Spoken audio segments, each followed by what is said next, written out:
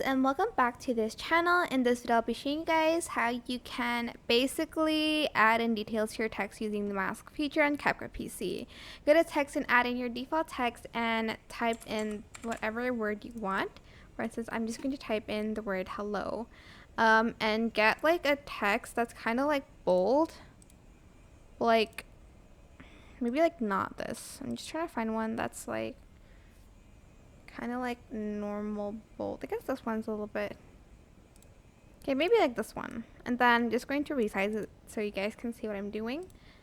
Then go to the text, right click, and then create compound clip. For instance, I want to make the O a heart instead of like a normal circle. Go to mask and add in the heart shape and press reverse, and you're just going to create like a heart shape here. It is a little bit slanted, so make sure you like want to slant it as well so it looks the part, but not like too much. You can like kind of like adjust it also to the O part like that. You can even add it to the E, for instance, or anywhere else if you'd like to.